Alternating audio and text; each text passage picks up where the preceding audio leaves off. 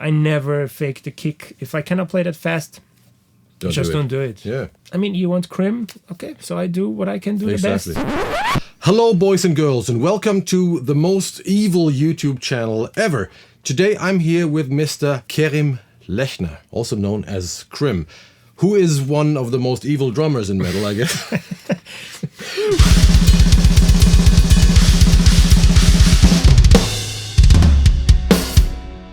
And today we're gonna nerd out about drums. You have sent us a lot of questions. I have a lot of questions. So, time to say hello and welcome to Krimh.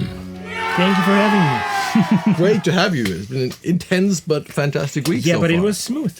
It was. It was smooth because I feel like we have a good chemistry. We have like same ideas about drum sound and all that stuff. Yeah, no fights, no arguments really? No. No. By the way, if you don't know what this guy is capable of, check this out.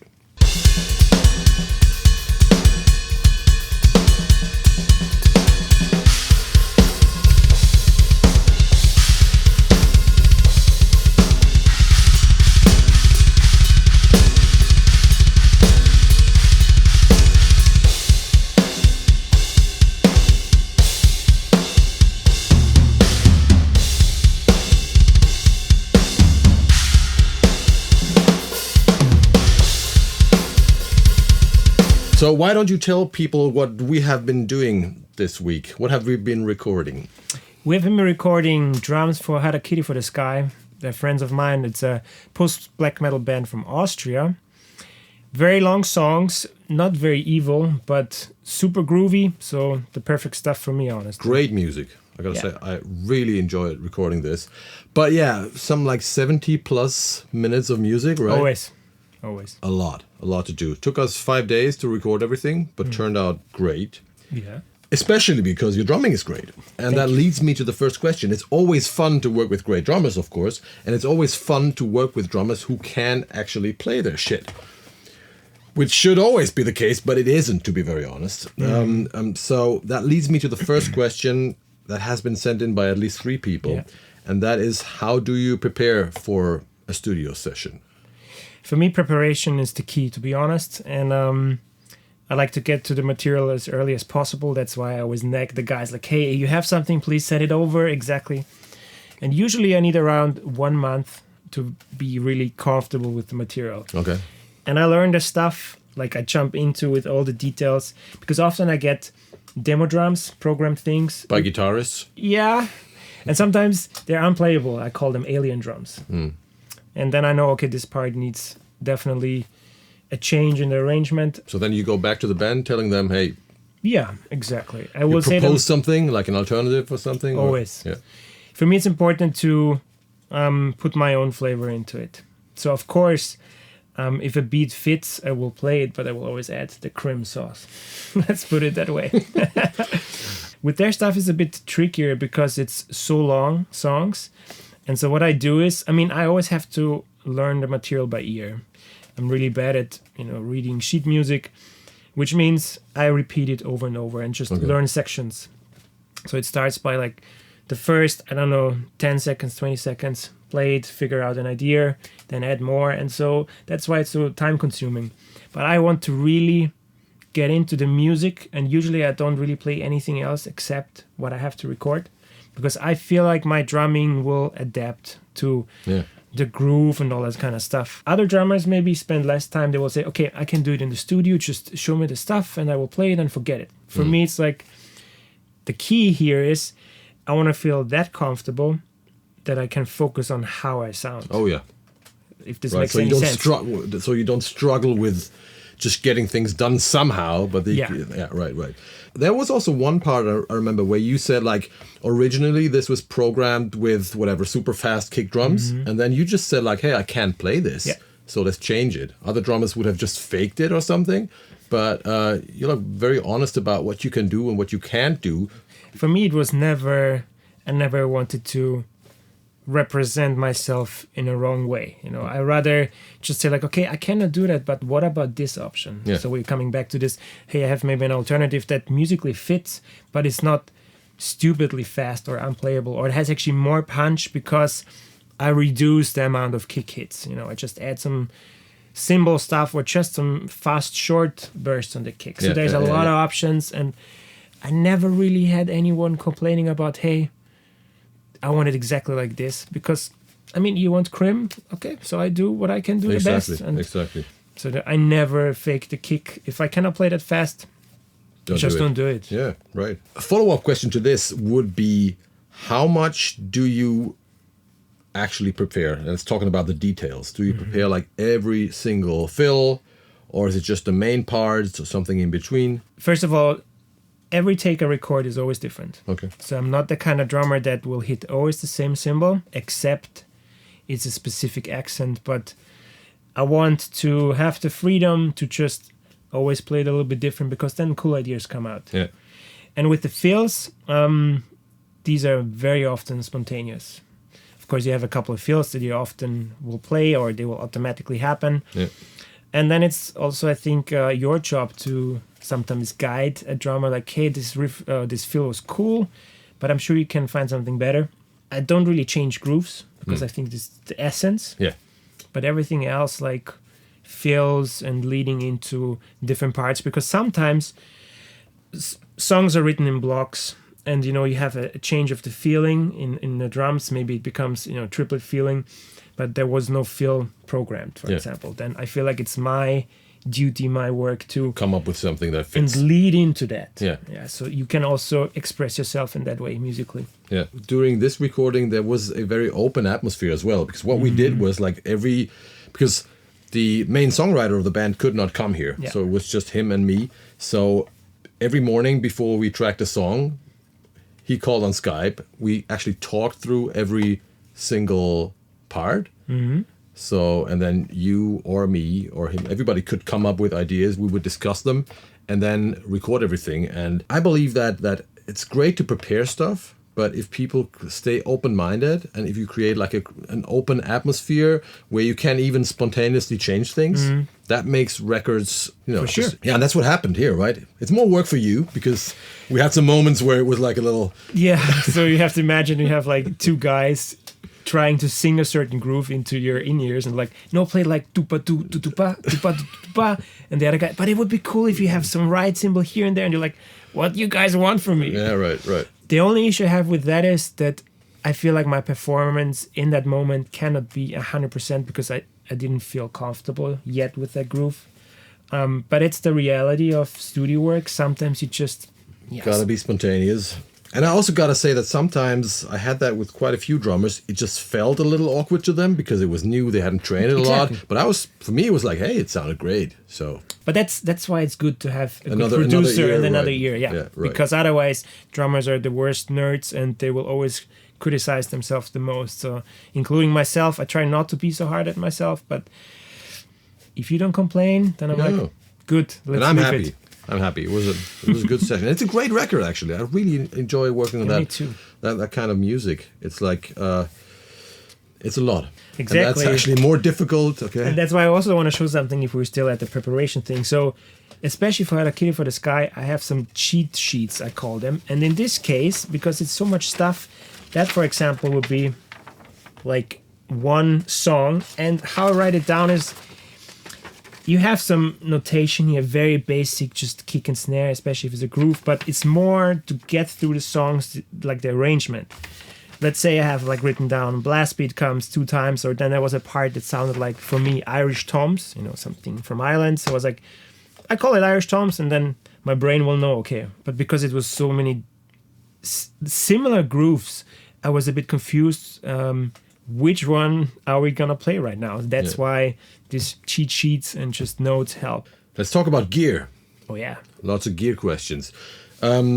Basically, he did bring all his stuff, right? Because he's not too far from me. I mean, Vienna, but you were at least able to come here by car, so you could bring your own kit, and you didn't have to use mine, or we didn't have to rent anything.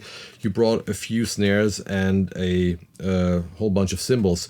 Do you always go for the same setup, or does that change depending on the project, the band, and maybe the producer? The setup itself, how everything is arranged, I actually never change because I want to feel comfortable in my setup. So I have 2 floor toms, but they are like one is on each side, so a symmetrical setup. So this I will always keep the same, and I'm always looking for kind of the same sizes. I have always 2-inch between the toms. I just feel like it gives a nice melody. Yeah. But I'm open, of course, to change snares. I'm open for changing the tuning, for changing the cymbals, of course. So I'm not so strict with that. But of course, I have to play, so that's why I will not make the snare go lower. Sometimes I had it with some producers. They would say like, okay, the chinas are not dominant enough in the overheads. Could you bring them closer to, for example? So I had that scenario. But in general, my setup is, I feel like, audio engineer friendly, because I have space. Absolutely. for I was mics. about to say that. I can tell that you have been recording a lot. Yeah. So it's not only about you feeling comfortable, but also about making things sound good. The setup actually can help the drums sounding better. So one thing is like not having the cymbals too close to the toms helps a lot, because you get less cymbal bleed on the toms, which means, less replacement. It sounds more natural. Same thing, hi-hat and snare. If things are too close together, it's always problematic. And also then this symmetrical setup that you have, because it's completely, not only the toms, it's like 2 crashes. Just the right is missing on the left. Right. I felt like that's a bit too crazy. That's a bit too crazy. But you have like 2 crashes, left, right, and 2 hi-hats, 2 chinas, and those 2 toms, which is also like easy to record. But so, dear drummers, it's not always about you feeling comfortable. Sometimes it's about helping me, okay? Think about it. That makes you sound better. Then we had a few more nerdy questions about the gear. One question was, or not about the gear, but about the playing details. One question was, and I think that's a very interesting one, rim shots on the snare, yes or no, for recording? Hot topic. For me, during my early days, I was never playing rim shots. Then I had a drum teacher at the time. He said like, you can play rim shots. Okay, so I did play rim shots. Actually, in the studio, I always will play rim shots, because you have the possibility to make blast beats louder, and I feel like a rim shot sounds nicer in the room also, and the whole shell sounds better. And I remember when I did not play a good rim shot, of course, because it's really sounds easy, right, to hit the snare hard, but it's not only about that. You have to hit it properly. I would say you have like this much space on a snare where you can really find the sweet spot. If you're a little bit off, you will get this poing sound. Yeah, so because when you hit the rim shot, the rim's gonna really sing. That's what you want, right? And they have this nice attack. But it can be your enemy and your best friend. So because some drummers, I tell some drummers not to play rim shots, because if the rim shots are played correctly, it's beautiful. It's beautiful. It's great. It just cuts through a lot better. The snare just sounds more metal. It's great. But once you're not totally in control of those rim shots, there are some drummers where every second or third hit sounds weird, like ping pong stuff. Then it just makes things worse. In that case, it's just way easier to just hit the head and skip the rim shots. So I think that's maybe something drummers should be aware of. Absolutely. That if you enter the rim shot game, get it right. Yeah, pay attention to how you sound. Very often we forget about it. We always focus on the performance speed and more like the fireworks I always call it.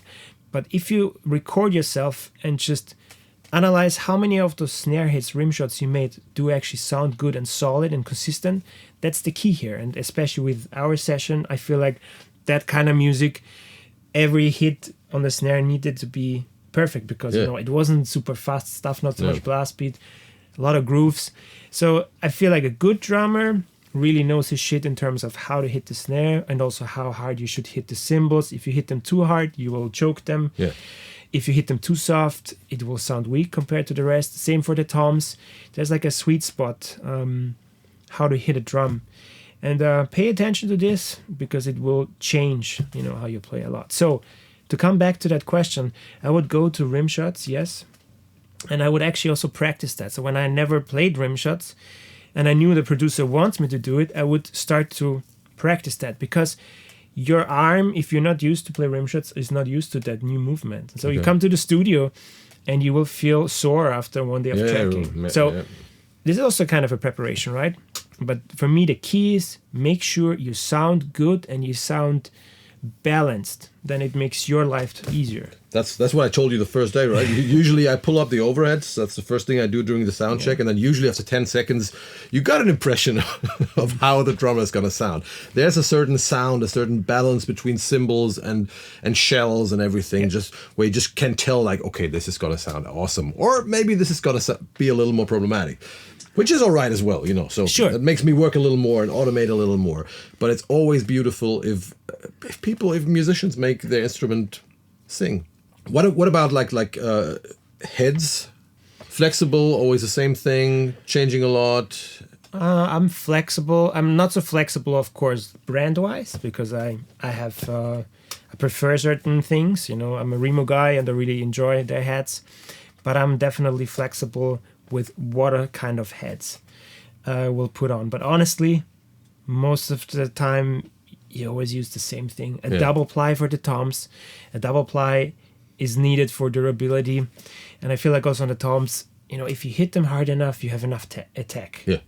I really like Emperors. So it's the classic double ply head from Remo. Coated or not, depends. Some producers want coated because it's easier for the mixing thing. We talked about it. Yeah, we talked about it. It's like, traditionally the metal guys always go for clear heads. Me too. But whenever I record coated tom heads, like it's just the attack that is a little more slow or a little more forgiving. And first it sounds a little less metal, but then later in the mix you can actually like crank the highs a little more and the attack sounds less plastic after processing in a way. I talked to Nolly about this and we had both like the same impression.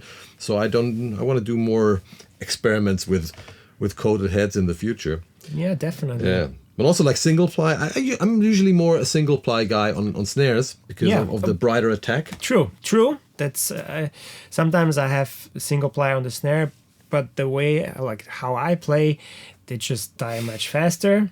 I could hit even harder, but it's also not about hitting too hard. Yeah. Again, we come back to that, how you sound, find the sweet spot. But you need some sort of power to be put into the drum head. And single plies do sound phenomenal because the brightest sound, overtones and stuff is the richest sound. But, sometimes I have to change after every song the snare skin. And the tuning is always annoying. You have to match the tuning and it needs time to settle in with the head. But right now we use the double ply Emperor coated classic. I think it's John Bonham stuff. He also used that. And the kick is also Emperor, but the kick skin is the first time that I tried it out. It's called Emperor SMT Clear, if I remember correct. It's Remo's take on the Evans EMAD head, I think. So it has this... on the batter side, it has this. On the outside, it has this dampening ring. Exactly. And it sounds so metal. It does. And you've already heard something. The kick drum sounds insane. And that's in the end. That's the cool part. Like with music like this that we recorded, which is not too extreme. Yeah. And a good drummer and a good tuning, good heads, and just like the whole package. You just need less processing and you need less replacement. So I'm pretty sure, I haven't mixed the record yet, but I'm pretty sure we're going to end up with a pretty natural drum sound where you can tell that this guy was the drummer, which is not the case on every metal record these days. And I'm thankful for that, because I always like when producers actually preserve how I play it. I understand you have to fix some hits. That's how it is. I'm also getting edited. But when I listen back to, the edited version, I always want to recognize myself. Yeah. And if something is too hard gridded, I'm like, please change that. I rather play a bit shittier, but I can tell it's me. Yeah. And the thing is, I also like that we had no trigger on the kick, and the rough mix sounded phenomenal. Again, the material was forgiving. It was not really high-speed stuff. But then also the editing. Of course, I edited everything, but I did not touch like every single hit or something. Sometimes like sections, like whole measures, like just a little here, a little there, because he could actually play his shit. It's just have to repeat that, because I don't know. It's just like these days it feels like, because musicians, not only drummers, but musicians know what can be faked, they just rely on that way too much. I really got to say that. So it's always beautiful if something just works. And I think that's also like in metal, something I just recently did some live recordings, and that was also great because those guys in one room, they had to rehearse the songs together. And perform all together, perform right? all together, right? And that means, you got to know your shit. You got to be able to play your shit. And then there's a certain energy. Absolutely. And that I can't edit into that. It's just, I don't know. I feel like we're entering an age in metal where things are changing a little bit, like where everything has been over-edited so much and has become so perfect that we're looking for attitude again. We're looking for the realness again. I feel like also specifically as metal drummers, I don't want to say it's this like competition, but definitely there's like you always want to create that wow effect. That guy is faster, that guy plays more crazy, complicated stuff. So we drummers tend to, try to set the bar very high, even though we're not able to play it, and then. But you're not like that, right? Even no. Like you don't even like because. I have learned, like from working with a lot of extreme death metal drummers, great drummers, that for them it's so important, to show off, like the solo guitarist in the 80s or something, maybe. It's so important. So sometimes when we're working on songs, I propose like, hey, we could do a groovy part here, and I can see them getting nervous because there hasn't been a fast blast beat for 1 minute. It's like, True, absolutely. But for me, I was never looking into that because I see myself, or like how I play drums, I always take a little bit from the extreme drumming, I take some from the groovy stuff, I take some from the proggy things. So I would always rather see myself right in the middle, groove-orientated drummer. I have the wow effect for myself when I hear a drum fill and there's just like, I don't know, like this one hit on the hi-hat or this little extra again, extra sauce, the sexiness, and I'm like, that was it. Yeah, right. I know what you mean. I exactly know what you mean. But we were basically on the same page with everything. It was almost boring because we agreed on everything, like even the snare tuning. I usually have more arguments with drummers about that. I think the only thing I didn't want is 2 kick drums. True. Yeah. That's the first. It's not the first, but it's very uncommon. And he's actually the first guy that actually wanted to just record one. Yeah, kick. I hate it because with 2 kick drums, one always sounds better than the other. And I want that one. Which I actually prefer to have a little difference, but everyone has a different approach to that. Because for me, I mean, it's in metal with kick drums, all you do is making them like the single hit sound more similar. That's what you need to get rid of the dynamics, to get rid of the differences. So if you're adding a second, for me, it was like, please not. So when you said, I can only bring one, I was like, yeah, do it. So just to clarify, it's like some people prefer 2 kicks playing wise. I talk out of the drummer's perspective. Yeah. Because you don't have this, connecting bar from your weaker foot. If you're right-footed, then you have to imagine that your weak foot has to work harder, and that's why most drummers will say for faster stuff, I prefer to have 2 kick drums. More comfortable, yeah. For me, I have the experience that with 2 kicks, as I said, I try to tune them as close as I can. There will be always a difference. I personally like that. But whenever he said like, no, let's do 1 kick, I'm like, okay, why not? Let's give it a shot. I'm always flexible to do that. And it turned out good. Yeah. Then again, if a drummer tells me I really need this or that, whatever, because I also try to talk drummers out of cymbals very often. They have bigger setups. You asked the first question was like, how many crashes? Like, I don't like big. How many crashes? You have a third crash? No, I have just 2. Okay, good. Because the third one, leave it. Yeah, right. Exactly. So it's just like, I'm gonna tell them like, hey, it's just gonna make you sound more balanced. So if you can leave out the third crash or the fourth crash, because nobody's gonna hear the difference. It doesn't make sense. Of course, if someone explains me I can't play without it for some reason, I don't feel comfortable, of course that's an argument. Of course I will listen, and then we find compromises. But in the end, it's about me listening to you and you listening to me, and that's how you end up with good results, I guess, right? Absolutely. Yeah. And that's what we're hopefully gonna do. So now he's almost on the way back. It has been such a pleasure, and I hope you will be back soon. I hope so too, because that room down there sounded phenomenal. I really had a pleasure playing in there. If you hear your drum set sounding acoustic and like a metal drum set, but nothing is triggered, it just gives you all the joy to play. Thank you very much. Yeah, and we're gonna be back with the new Harakiri for the Sky album in a few months. I'm really looking forward to mixing it. Check out the band, there, fantastic. Check out Krimh's YouTube channel where you are doing whatever playthrough videos. And Playthroughs. I have some vlogging stuff. I do some tips, whatever, all kinds of different content. But it's worth checking out. Link below. Also, don't forget to check out his drum library, Krimh Drums, by my friends in BOGREN Digital. That's all for today. Thanks for watching. Thanks to Krimh. I see you in hell, motherfuckers. Bye-bye.